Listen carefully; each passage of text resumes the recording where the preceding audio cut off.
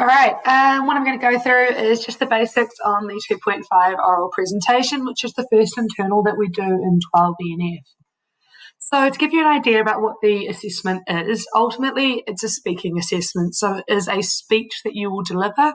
And what you talk about in that speech is largely around your identity and introducing yourself and what makes you you, what your interests are, your family, your heritage, and kind of thinking about how your identity was shaped, kind of how that links in with being in New Zealand, teenager or living in New Zealand, and how that fits in with sort of wider ideas around being a teenager and identity. The speech has to have a structure, so that means you need to have an introduction, main points, and a conclusion. You are aided by an accompanying PowerPoint presentation. This really helps to build on presentation skills because it allows you to point to and reference something. It can also be a really handy presentation tool as you've got main points on there, key bits of information if you lose track of what you're talking about, and things like that.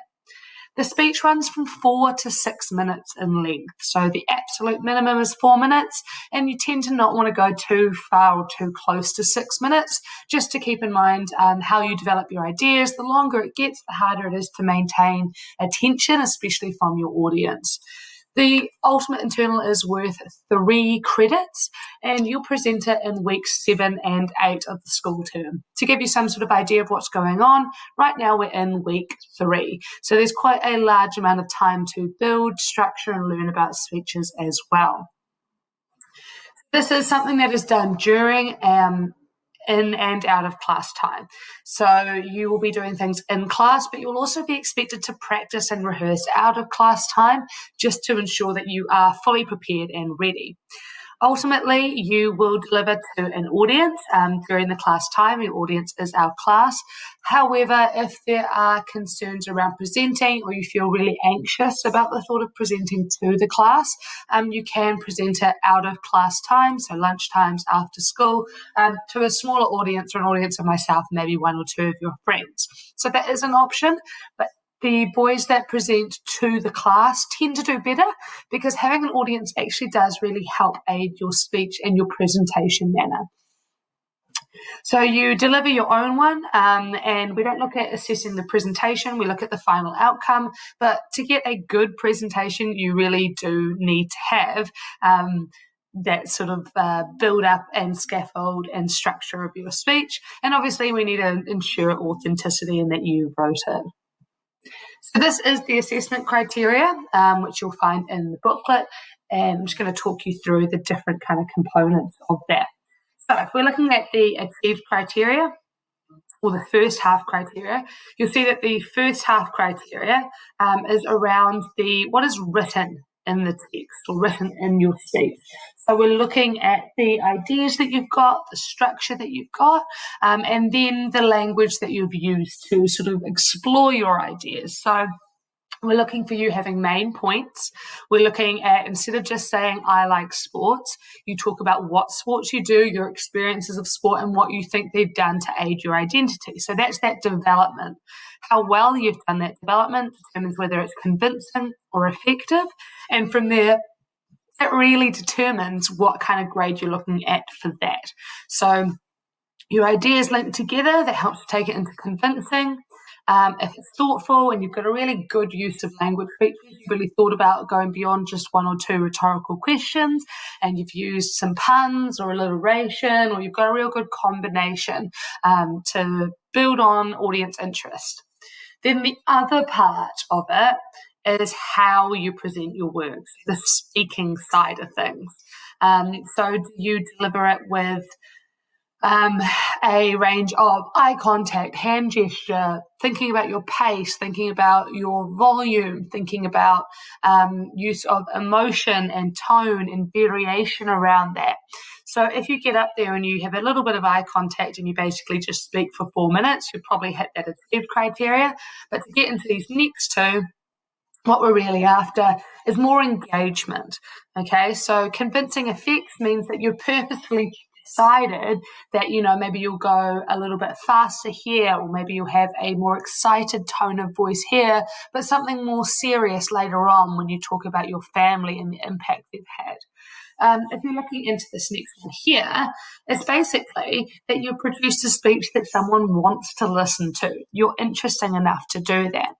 So often a question that comes up is, what if I got a merit level written speech but an achieved level presentation? Well, you end up with an achieved, all right? So it's really important to hit the criteria for both of those things.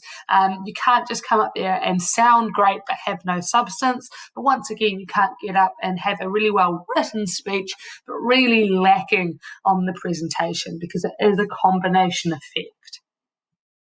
So to put that kind of back into a broken down version. So your written content, you are assessed on your ideas. So you've not just talked about sport, as I said, but you talked about how sport plays into your identity in quite a detailed way. Or you've looked at how being somebody that has two sort of ethnicities and the two different backgrounds and cultures and how that's made you who you are. So those sort of ideas, the depth and level of the ideas that you've got. Your use of structure, having really clear points, trying to link them together, but really developing them. As I said, how it links together, it kind of flows into it. You've used connecting sentences at the beginning of your points to sort of bring each point together. You've used language features, rhetorical questions, listings, similes, hyperboles, alliteration, all those sort of good things. And as I said before, the development of your ideas, so how you built on them with descriptions, examples, reflections, links to the audience, all those good things. And then the other side of things is how you present. So your voice tone, your variation, your use of emphasis, the volume, use of hand gesture, the pace that you're speaking at, the posture. So a lot of people slump or stand really close to the whiteboard, for example, or they pace really awkwardly up and down. So how you command yourself and how you hold yourself is really important as well. Your use of eye contact across the whole class, sustained, really makes a speech far more interesting if we can see you engaging with the people in the class rather than just reading off the sheet of the paper or reading off your cue cards or reading off the screen. So how you present and engage the class, that's your speaking side of things. So your audience is our class. So you've really got to think about how difficult or easy or how you can best link and connect with our class to do that. So what's something that's quite helpful for you to do now? You can have a pause the video and have a reflection. I've got one more slide that just goes through the criteria in slightly more detail. To give a pause with this and have a think about your goal grades. If you're not quite sure what the grades are like again, go back in the video and look at that criteria or go into the digital booklet. Think about your strengths. What is something you're good at when it comes to presenting? What is something that you are weaker at? All right. So, for example, one thing I know I'm really bad at is talking really, really quickly. You might have noticed that as well. So that might be something that you might do as well, and think about how you're going to overcome that and improve on that. And the last thing is what you might need to do to ensure your success. Are you somebody that misses a lot of school? Do you need to work around that? Are you somebody that leaves things to the last minute? Are you somebody that doesn't ask questions? Or do you need feedback to make sure that you're going to do all right? So all those things are really important as well. So once again, reminders on the task is it's about your identity. It's meant to be an engaging and informative speech. That's kind of the purpose, to engage the audience, help them learn about you and help them think about identity. So there are lots of things to talk about and lots of things that you can think about, and we'll break that down more as we go through. And then one more thing there, you research your identity, you create a seminar, which is a speech, you use oral language features, and you deliver it. And ultimately, I'll leave this here and you can pause on it and have a read through or look at it in the big booklet as well. So this just goes into an even more broken down idea of what it takes to get the different grades.